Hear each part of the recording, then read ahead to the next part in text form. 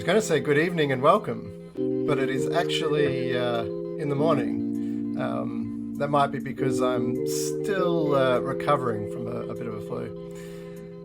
So this is CTO Lifeline with your hosts Noah Cantor and Daniel Walters. And today we're going to be discussing a very interesting topic. Why don't we delegate more? So before we jump into that, Noah, do you want to share a little bit more about yourself?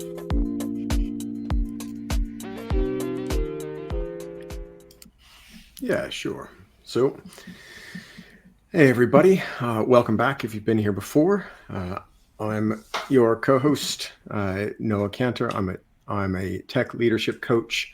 I've been working in and around technology for more than 20 years.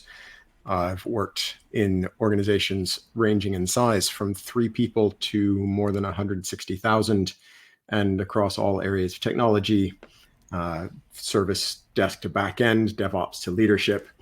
And now I work with people all over the world as a coach and a fractional CTO.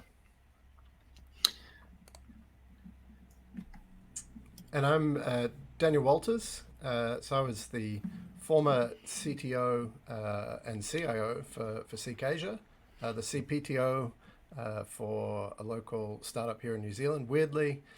And these days I work as principal consultant and CTO coach. So Noah, in our first episode, we talked about how we can support team performance. And one of the areas we mentioned out of the great range of areas that can contribute to a team's performance was how we empower them, how we can support delegation of decision making and ownership to those teams. So today we're going to dig right into this topic. How do you think about this topic, and what comes to mind first? So I think delegation is a really interesting topic because I think it feels complete when we talk about it, but is actually only half of the kind of range of possibilities. And for anyone who's been kind of following this conversation on LinkedIn, like they know that delegation is not a term that I'm altogether comfortable with. And we had some really interesting conversations that really helped me articulate why. And at the core of it is that we start with delegation starts with the assumption that all forms of decision making are some variant of delegation. There are charts out there that we'll actually get to today that have levels of delegation on them. And they're great, but they're incomplete. And the reason I say that is that starting assumption that all forms of decision making that teams make are some form of delegation, I think is wrong. And the reason I think it's wrong is that it's based on a lot of industrial era thinking at a time when power and knowledge and capability were centralized. They're focused on the top. And then those are pushed out to people as needed and if they're competent. And words like empower and devolve and delegate all come from that sort of thinking. But delegating means that somebody with power and ability to make sure that something gets done is handing responsibility to somebody else. And the implicit threat there is that if they screw it up, whatever degree of freedom that has been delegated to them can be taken away. And a lot of the leaders that I talk to don't want to work that way. And there's a much more recent approach, which I first came across when I was learning about systems thinking, that's pull-based instead of push-based. And so pull-based decisions are when power is assumed to be in the hands of people who have the knowledge necessary to make good decisions. It's when companies hold the perspective that, yes, of course, the development team or the product team will be responsible for that. They chose that responsibility. And in a pull-based system, there is no delegation because people pull what they need. If they've chosen to be responsible for something, and choice is actually really key, but they don't have the skills, then they ask for help finding the skills or getting them. If they have made that choice and they don't have the knowledge, they pull it. So information and decision making is focused on endpoints instead of being centralized. And so the role of senior leadership in a pull-based system is to support their people rather than push things out to them. And by support, we mean however they need it, and then represent those people in conversations with other parts of the organization. Because, like it or not, talking to other executives, talking to other parts of the business, identifying strategy, like those are different skills and they're necessary skills in many organizations, but they're not skills necessarily that teams or individual contributors want to have or want to develop. And so leaders play a very different, much more supportive role in those sorts of organizations.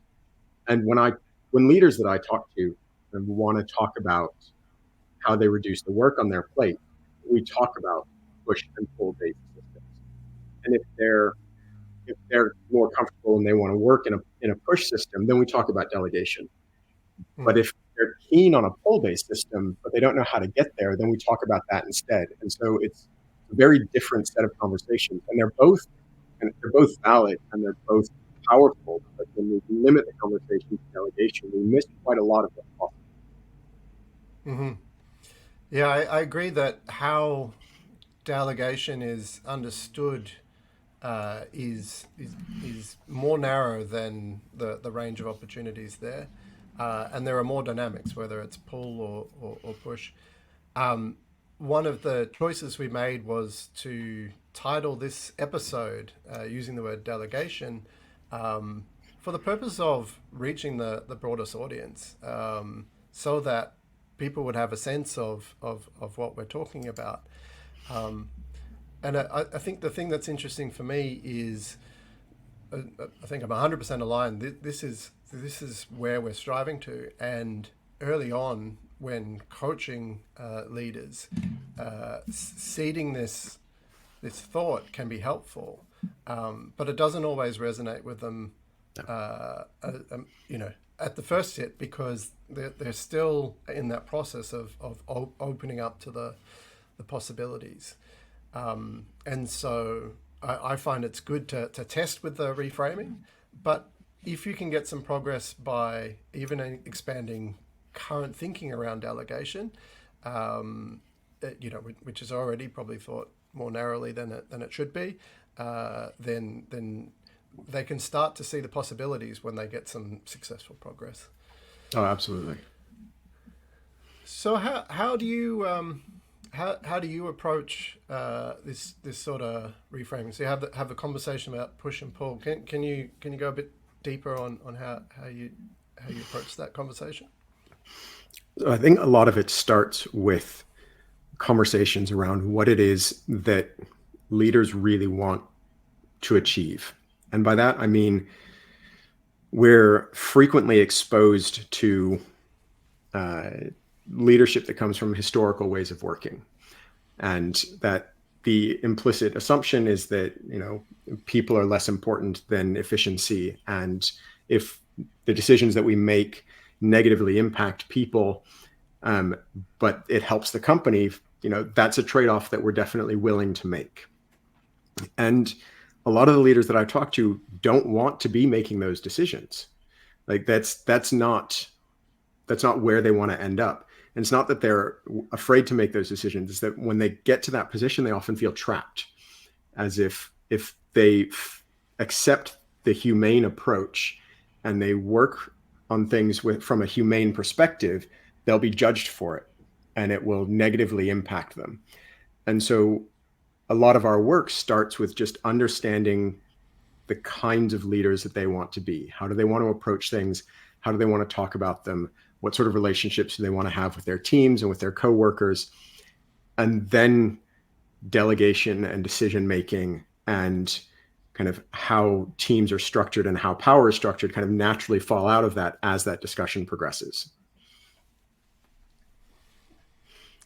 And uh, when it comes to them asking their teams to be responsible for more, like where do they start?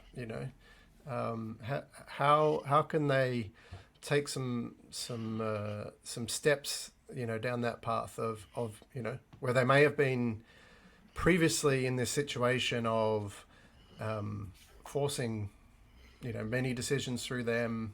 How to what's the first step for making a shift? I think the first step is often really difficult because the first step involves, I think, communicating with the team about the change that you want to make. Mm-hmm. And the reason I think that's the important first step is everybody gets used to the system that they're operating in, right? They get used to the stimuli that they get, and they optimize and they figure out how to respond to those in a way that actually makes things smooth and makes things run. But if, as a leader, you're going to change that, and in any kind of significant way, and actually shifting delegation is actually really significant change, it's really important to have that conversation, because if you don't have it, the risk is that the team will continue to respond in the way that it's always responded. And all of a sudden you'll have a mismatch between your expectations and their expectations, and it will cause friction. And so I encourage people to start with a conversation. Talk to the team about what you're trying to achieve. Talk to the team about why it's different. Talk to them about what you're hoping for and what you're looking for, so that they can be helpful, they can adjust, they can understand, and they can respond appropriately.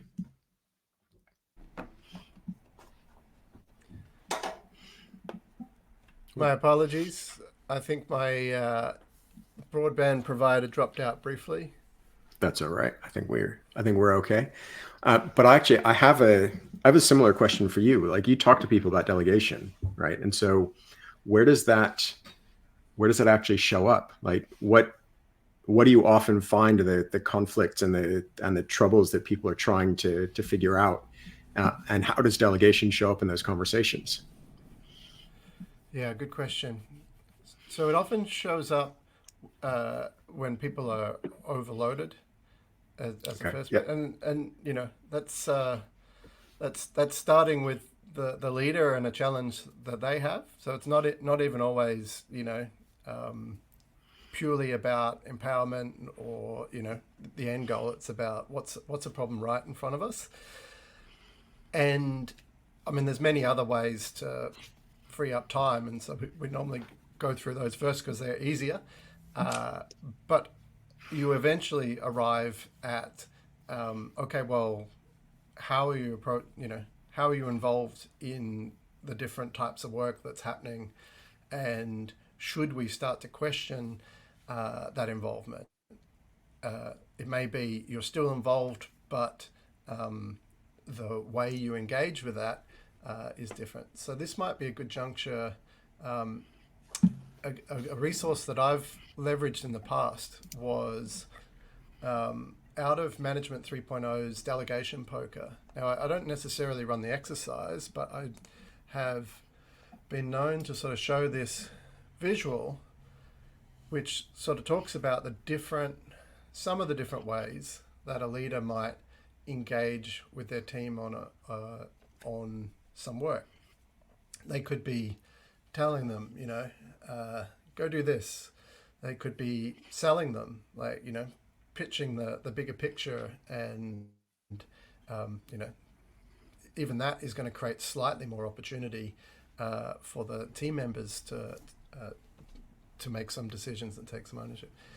Consultation, agreement, advising, inquiring, and delegating.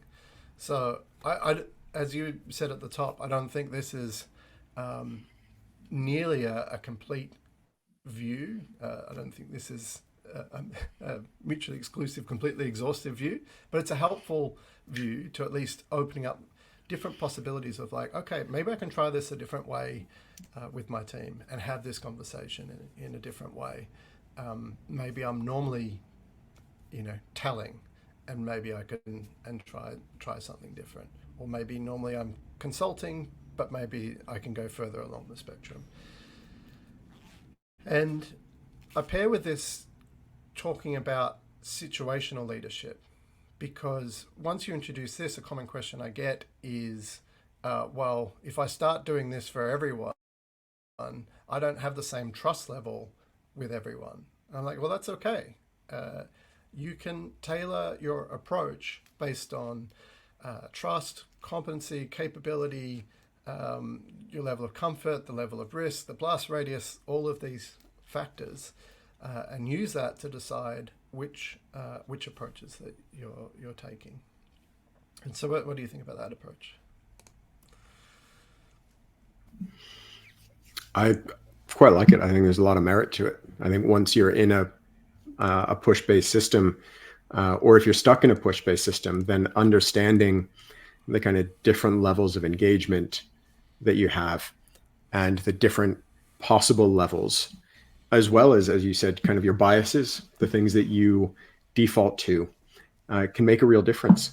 And there's some combination, as you say, in situational leadership of competence and like management competence, team competence, organizational composition, and the additional context that kind of helps you understand what the most effective solution or most effective approach in any given situation is going to be. So, in addition to that, another resource I've used to open up thinking and awareness of possibilities is John Cutler's mandate levels. So, this frame is more focused on what you're expecting the team to be responsible for, and it can go from hey, I expect you to build this thing that I just asked you, through to, hey, for this area of the organization, you're responsible for the overall outcome, the strategy, everything. So there's quite a spectrum, and again, you can apply this situationally because you're going to have different trust levels with different individuals and with different teams as well. And they also may have different comfort levels with these ways of working as well. So it's two-way. It's both on it's on the comfort of both parties. And just to expand on that, so that those same categories, you can see that for different types of teams, there may be more or less flexibility on how they apply these levels of responsibility.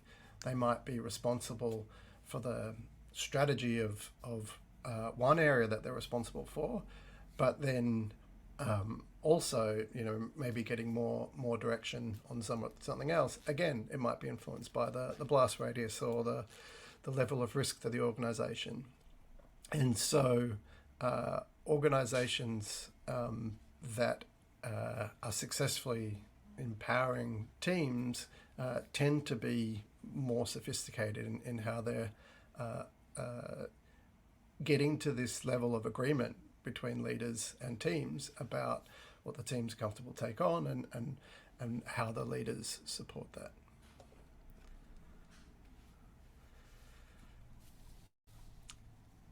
that. So Noah, or actually maybe right at this moment, I might cover a quick bit of housekeeping, which I forgot to do up the front of the show.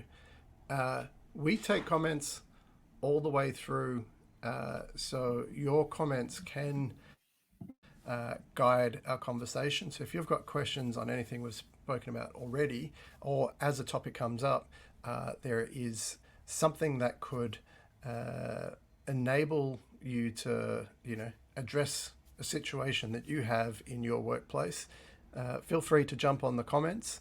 I believe comments on YouTube, LinkedIn will all come through here, and we'll use those to guide our conversation in the show.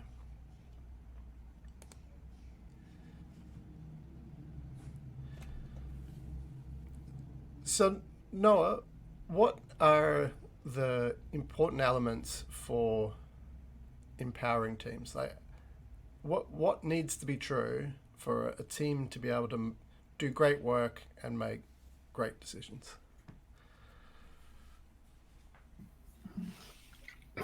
So I think there's a combination of things about uh, team capability, team maturity, and team authority. Right? There's essentially, if the team and willingness, actually, because not all teams are willing. Not all teams have had great experiences dealing with uh, being given responsibility for things. And so when you're trying to figure out whether or not a team is going to be able to do some work, you want to think about, do they have the skills necessary to do it? If they don't have the skills, can they get them? Do they have access to the information that they're going to need in order to do the work? And if not, is it easy for them to get? Are they willing to do it, as we talked about? And do they actually have the authority to make the decisions that are necessary? Or are they going to kind of receive responsibility on paper, but not actually in practice? And so when we think about kind of from the team's perspective, those are what you want to think about. There's also, from a leader's perspective, there's, are they ready? We talk about the mandate levels. We talk about the how prepared they are, what their default is. But in order for the team to be successful, the leader also has to be willing to let them make decisions, and that includes making mistakes. And that's, I think, really tough for a lot of people, is letting someone else be responsible for some work, consciously knowing that there's a chance that they're not going to get it right. And I think this is really difficult for frontline managers a lot of the time, people who are just looking, for the first time, have stepped from being a really capable individual contributor into a management position. And all of a sudden they go from being responsible for delivering something great to being responsible for creating an environment for other people to do something great. And all of a sudden, a lot of the things that they know and their willingness to get their hands dirty and their willingness to do things can get in the way of their actual ability to delegate and grow teams and help other people mature. And so we need to understand for the leader or the manager, what position are they in? Are they ready to hand things over? Do they know what it's going to take? Are they ready to let people make mistakes? Because I think it's really important that we don't end up with a mismatch between team expectations and leader and manager expectations, because then you end up with conflict that often we don't understand, like the nature of, and we don't understand how we got to that conflict, or we end up in a position where things happen in name only. And so we talk about how empowered our teams are. We talk about how we devolve authority. But when we talk to the people in the teams, they're taking orders, they're punching tickets, and they're not actually contributing anything. They're just reacting. And so when we think about kind of what is it that's going to make the team successful, we need that combination of how ready is the team for this and how ready is the leader for it. So you mentioned a few key themes here. So we talked about authority, and so there's a power element, which is why this almost always needs to start with leadership, because that is where power has accumulated, and so the disbursement of that power starts with a change in the approach from leadership. You also spoke about some of the worries that might cause hesitation for empowering teams more. So the fear of something going wrong and really impacting the reputation of the leader by looking worse because something went wrong under their watch, can cause them to pause and hesitate in empowering when they should. That can combine with the innate rush to solve and certainty bias that we all have, which is to say things like, I can do this quicker myself, which is only ever true in a very narrow time constraint.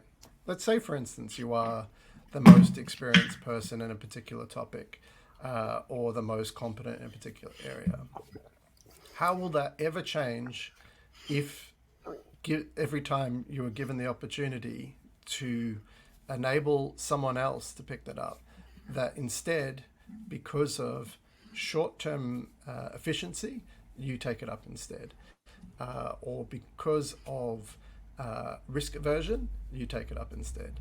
So these are very human, very natural reasons to hesitate, but also really important things to overcome, because they represent overall improvement for your organization and what your team or organization are actually able to achieve.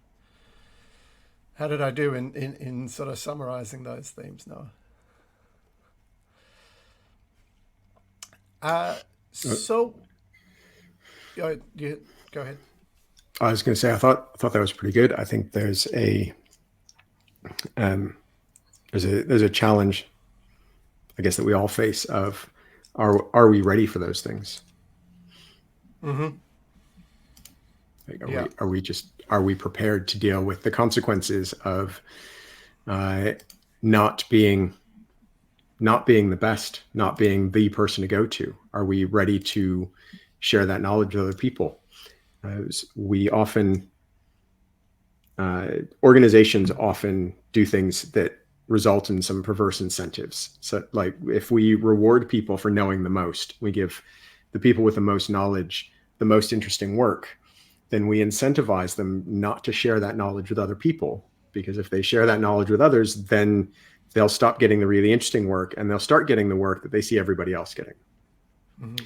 And so the way the organization kind of shares what needs to be done and distributes it, if it's a push-based system and we're pushing work out to people, really changes the ways in which people behave and the way that they act and what they're willing to take on.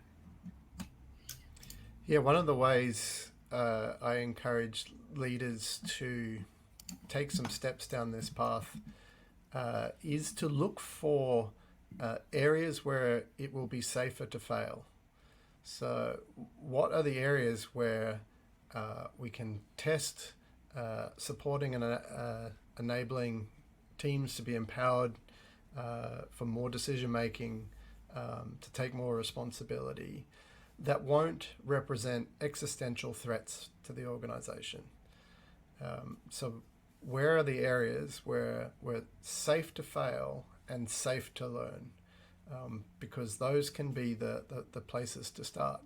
Now, over time, through practice, the number of areas where you see it's safe to fail will actually expand because you will gain more confidence. And there's some other approaches to how you engage and have conversations with teams that can also provide some guardrails or some safety features to making that happen. So, for instance, we shared the mandate levels. That's talking about what a team is responsible for, which I think is a really important part of the conversation. So if the team understands where their responsibilities start and finish, it means there's a frame for them to have conversations back with the leader when things are going outside of those responsibilities. And then the second thing that's really critically important to establish with the team is, what is your expectation for them to come back to you? So for some, situations, it might be, hey, we're going to have a fortnightly catch up, and you might share progress. For other situations, it would be like, hey, I don't need to hear about this unless it's going catastrophically wrong.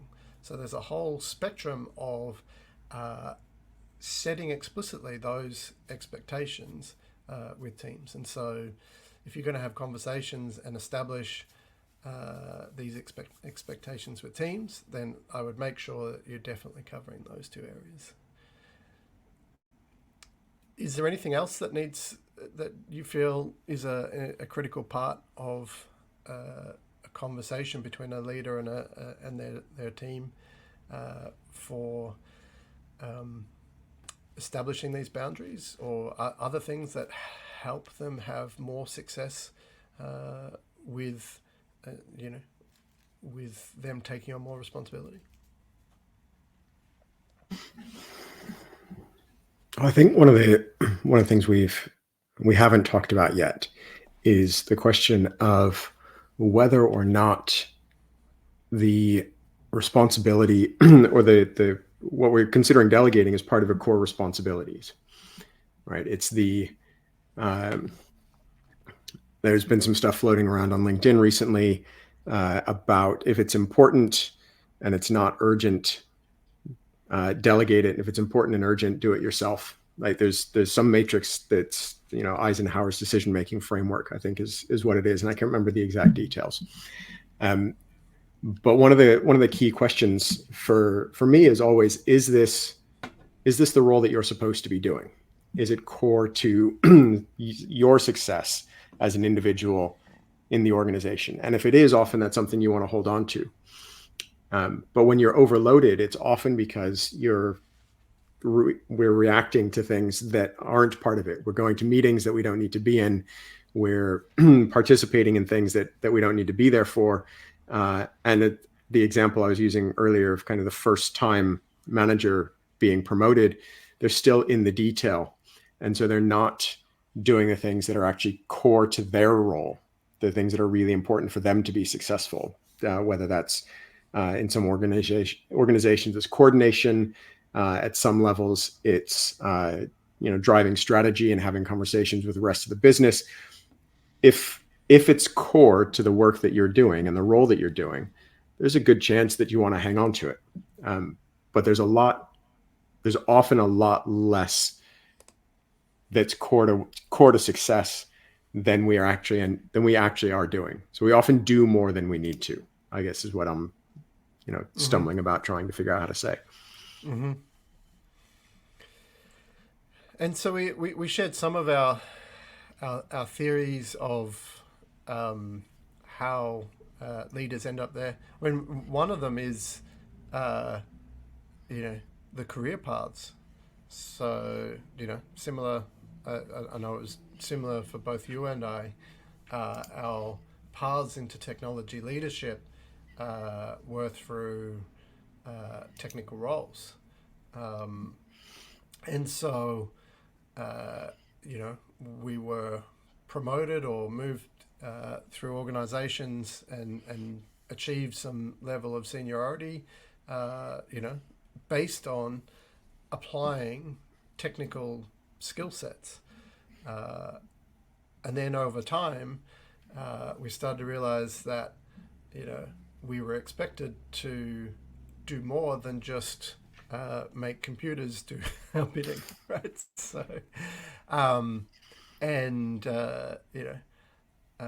know for me personally, it involved making every mistake, under the sun. It was, I was definitely the person who would say, "Oh yeah, it would be quicker if I did it myself," and then do it myself.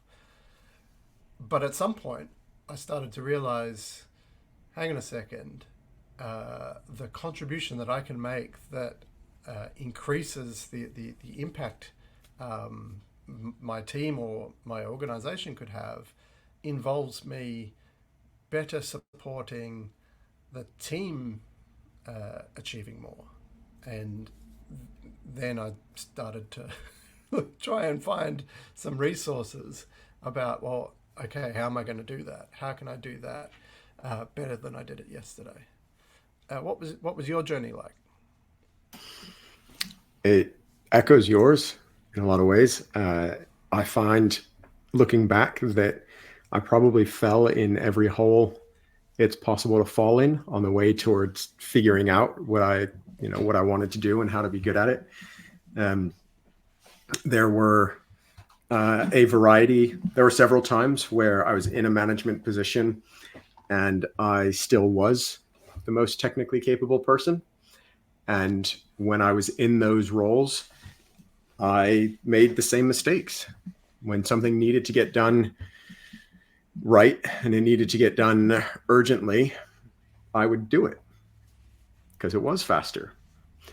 And that meant that the next time it was going to be faster. And the time after that, it was going to be faster. And all of a sudden, I'm still filling the role of an individual contributor instead of the role of a leader or manager. And so it took some time to figure it out.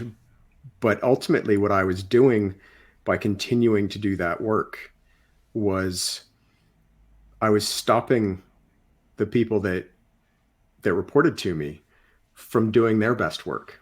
I was stopping them from learning. I was stopping them from growing.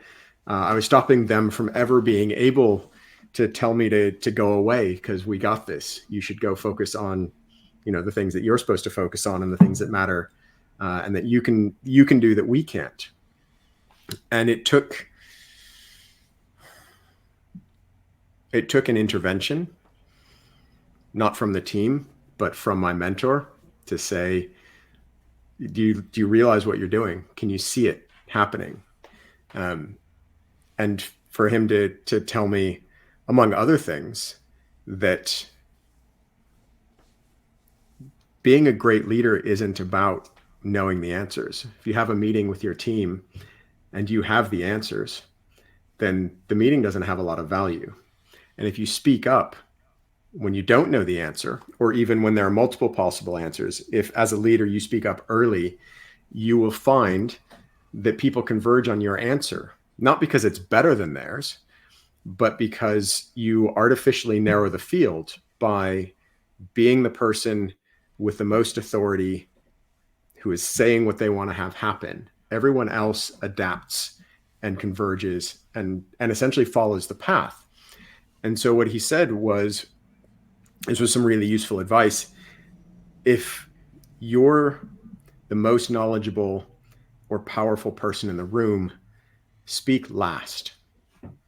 Let everybody else offer their viewpoints and offer their opinions and figure out if they can make something work before you get involved. Not because your opinion doesn't have value, but because the impact that you have on the team by speaking up isn't what you think it is. Sometimes you're being helpful and you're trying to be helpful. Sometimes you're hurting the team's ability to do stuff in the future by trying to be helpful. And it was that dynamic and it was that conversation that started shifting my views about what it meant to be a good leader. And I was just reading something else recently about how we prioritize as people, as social animals. We tend to give more credibility to the people that speak more. So the person who's most likely to become the leader of a group and therefore promoted into a leadership position is the person who dominates the floor most of the time. So the person who speaks most gets rewarded and then put into a position where they shouldn't be speaking at all or should be speaking last. And we don't acknowledge that. And we don't then teach them how to change that behavior. And we continue to reward kind of the wrong things. And so it's just a really interesting kind of tangent as part of this conversation is how we reward behaviors that are contradictory to success in the roles that we then put people in. And it can also diminish ownership as well.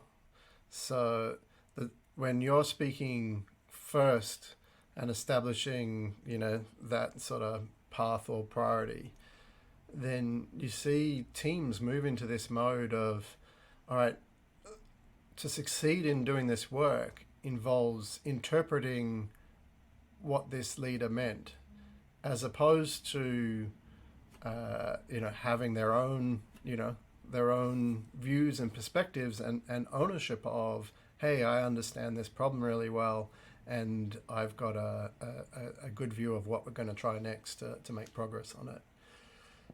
I see we've got a comment there from Mark Simpson. Oh, this is a good one. No one speaks twice until everyone speaks once. There we go. Well, if we had no nuggets to offer, thank you, Mark, for adding at least one into the live stream. I was just thinking, Noah, maybe this is why we have a live stream, because all those thousands of meetings where we've spoken last, or even better, not at all, that's pent up, and we have to put it onto the airwaves. Like, it's got to come out somewhere, right? So it might as well be here. Yeah. I would like to dig into some additional sort of just practical things that people can, that leaders in particular can apply. So I'm gonna start with one, and Noah, either comment on this one, or if you've got some other practical tips. So let's bring up this. So this is pulled out of a blog post that I wrote a while ago, and then recently released a freshly edited version of. And so one activity that I've conducted with teams, sometimes it will be for the team to conduct amongst themselves. Sometimes it'll be conducted across a team and leadership, or even multiple levels of leadership. Step one, not visible on the screen, is essentially a brainstorm of, like, what are all the things that we're responsible for, and just getting that out on the page. That in itself can be a really, I tend to run it in a 1 or 2 hour workshop, or even can be done offline in a Miro board, and everyone contributing to a mind map type diagram. But it can be really illuminating to actually get everyone's views on what we're responsible for and what we're collectively trying to manage. And then part 2 of this activity is to go and flatten that list. So that's what goes in the left-hand column. Naming these responsibilities. I tend to, I'm the outcomes guy, so I tend to recommend framing each responsibility as an outcome. And then for each of the roles, the people involved in the conversation, you can put role, or you can just put the names across the top. We play the game of, you can either select a responsibility that is one that you own and are responsible and accountable for, or you can choose to steal a responsibility that someone else in the game has already taken.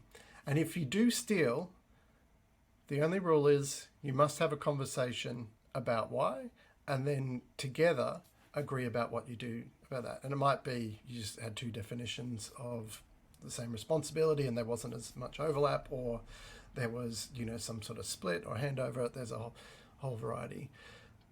But I find these conversations about getting more explicit about what all of us are responsible for can really take out lots of friction, which exists because these things are often not talked about. We just try and get about doing the work without that sort of understanding. Have you ever done anything like this, Noah, or have you got any thoughts or reactions? So I have done something like this, and I know of something else similar to it. So I tend not to frame it in terms of responsibility, but I do talk about what are all of the things that are necessary for this team to be successful. Mm-hmm. What are the skills?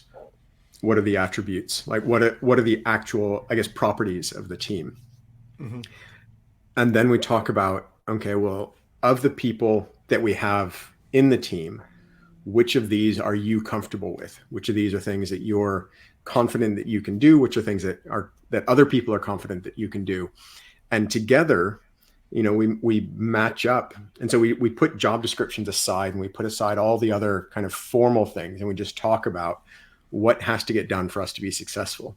And we marry up all the people and all the things that need to happen. And hopefully we get at least complete overlap. So all the skills and all the attributes are covered by someone in the team. But sometimes we don't. And when that happens, it actually makes really clear where the gaps are. And that's really helpful.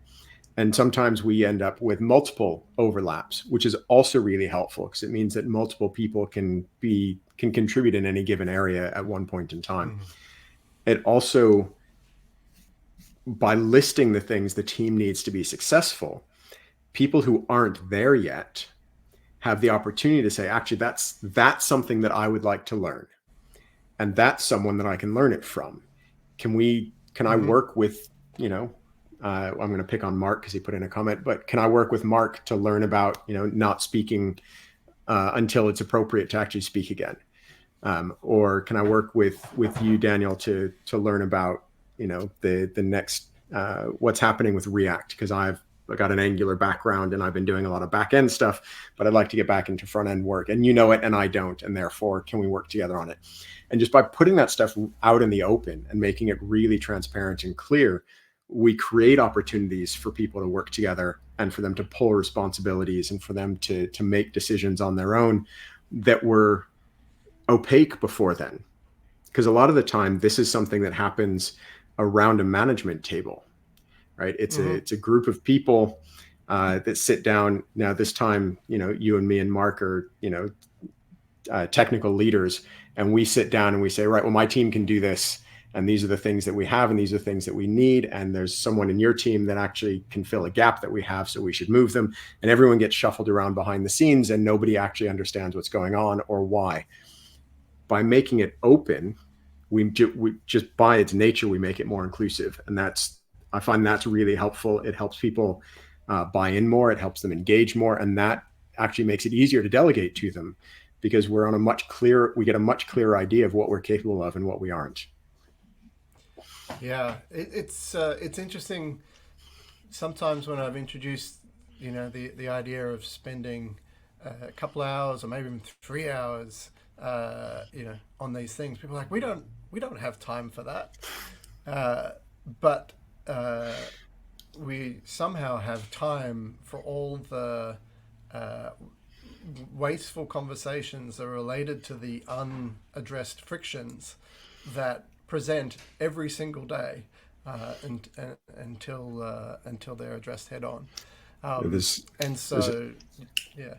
You just reminded me of a quote. There's never enough time to do it right. There's always enough time to do it again. Yeah.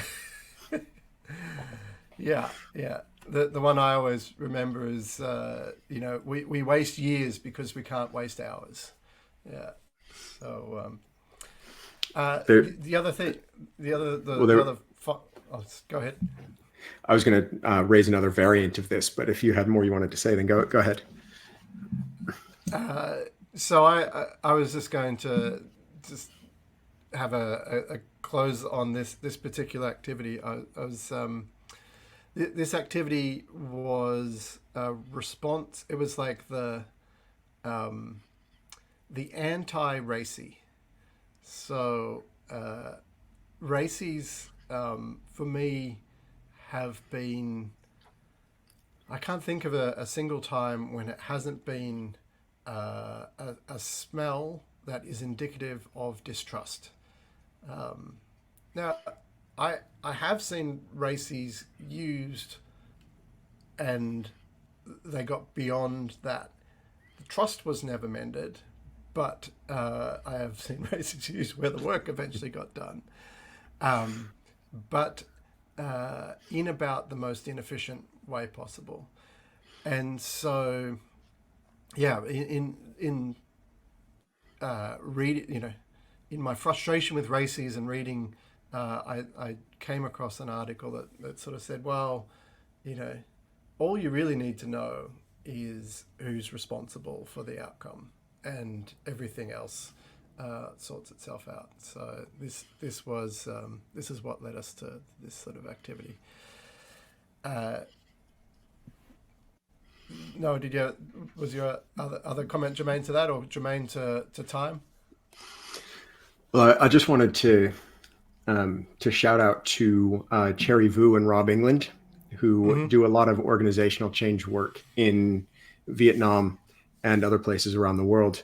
And one of the tools that they've developed is essentially it's a lot like what you had up there, but includes kind of shu ha ri, so the level of capability and expertise of each person in the team. So whether they're still following the book because they haven't mastered it yet, whether they're really good at it, or whether they're at a place where they can innovate and change and adapt just on the fly. And Mm-hmm. just by having those levels and the responsibilities and the people all combined, like they found that really helpful in driving conversations around how to change the organization so the right people are consistently in the right place at the right time, and the work can come to them rather than reshaping the teams every few months or at random in order to move people around from one place to the next. So I just wanted to mention them because I think they're doing some Yeah, great work. that's a good call out, and the critical word there is conversations. So with our anti-racy approach, one of the things that makes it almost direct opposite of a racy is the conversations matter more than the final artifact. So yes, you can produce a table and it has all the responsibilities and all the names. And sometimes I've used that artifact moving forward, but most of the time, it actually the thing that addressed most of the frictions were the conversations and that common understanding that was built amongst all the participants. All right. Well, we are coming up towards the end of the show, so we might do our best to try and summarize, Noah, because we've covered a lot of ground, and I might throw you in the deep end and get you to start. Okay, thanks. So I guess to wrap up, today we've been talking about delegation and the kind of different things that are necessary in order for delegation to be successful. And bigger than that, delegation assumes a push-based model, but it's not. But push-based models aren't the only ones that have been successful in history, and not the only ones that exist. And so there are pull-based models that can be explored, where people, where people decide what they're going to do and how they're going to do it and how they're going to approach it, and the role of leadership is to support. But today, a lot of our focus was on delegation because that's a lot of where the people that we work with start. And so there are different levels, and the different levels of delegation and the are appropriate based on different contexts. So in a given situation, any given situation with a different team maturity, a different set of requirements, and a different maturity level for the leader, a different amount of delegation empowerment will be appropriate.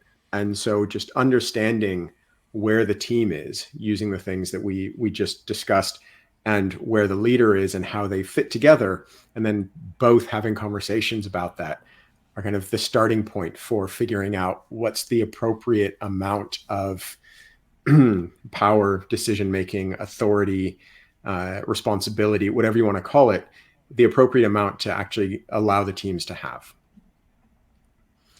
Exactly.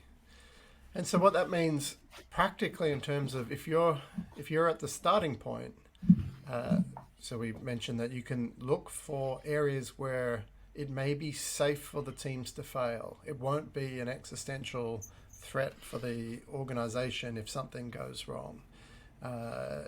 You can have explicit conversations, so it might be with the CEO or the board or your peers, and say, hey, I'm going to be doing this change with my team, and they're going to be taking on more of this responsibility here, and then having a conversation with the team. Hey, team, we've been working this way. I would like to empower you more. I would like to know if you're feeling comfortable with that.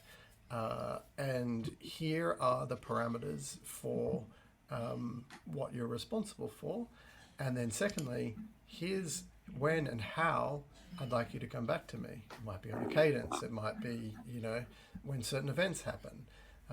So if you're having those explicit conversations, then you're setting up a scenario where you can try in a safe way and start to shift and build the confidence and get a read on where your capability is at for supporting teams and where the team's capability and appetite is at for taking this on. So I'd be really interested if for any leader who's on the live stream now or watching the recording, if you are taking that first step and you are trying things out and you put some of this into practice, it'd be really great to hear from you. Either DM us or in the comments on LinkedIn or YouTube, and let us know how it's going. If you would like some support with that, more tailored guidance for how to approach this, then feel free to reach out directly to us. So you can find Noah at noahcantor.com. Noah, do you want to share a little bit about the services and support that you offer leaders? So as I mentioned at the beginning of the call, I do tech leadership coaching. So I help people figure this out, among other things. And I write about it quite a lot. I've got a whole host of posts that have been put up over time. We talk about delegation. We talk about power. We talk about all the things that a CTO really cares about. And it goes out on a regular basis. So feel free to come over and join in the conversation and ask questions. And actually, if there's something that you read that piques your interest and you want to talk about it, let me know. We can have a conversation, or I can write something about it. And similarly, you can find me at my interestingly named blog. I need to get a new domain name, but the title of the blog is Great CTOs Focus on Outcomes.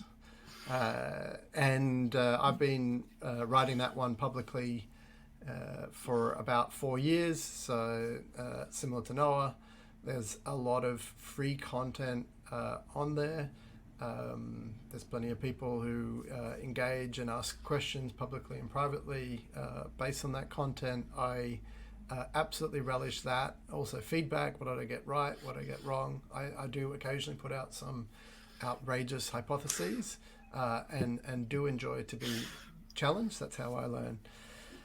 So yeah, you can find me there. And if I also coach and consult, so you can engage me through there. We have one final bit of housekeeping. So Noah, do you want to share a little bit about what we've got in mind for guests? Yeah, so Daniel and I really love having these conversations, and we like interacting with the audience, but we've been considering for a while whether or not we want to have guests. And so we're thinking that we will periodically bring people on the show to essentially join the conversation and hopefully disagree with us in some regards. Otherwise, it might be fairly dull, but definitely have really interesting conversations about all of these topics. And so if you know somebody you think would be great on the show, if you are somebody who would like to appear and you think you've got something that's worth talking about and a subject that's really worth exploring, then let us know. We haven't decided for sure, but we're pretty confident that we will be bringing guests on from time to time as it comes up. So we'd love to hear from you. Awesome. Well, without further ado, that brings this episode of CTO Lifeline to a close. We really thank you for taking the time out of the workday for those of you in Australia and New Zealand and other locations. We've really enjoyed doing the show for you, and we look forward to the next episode. And so until next time, set a direction, take the first step, check your progress. That's us.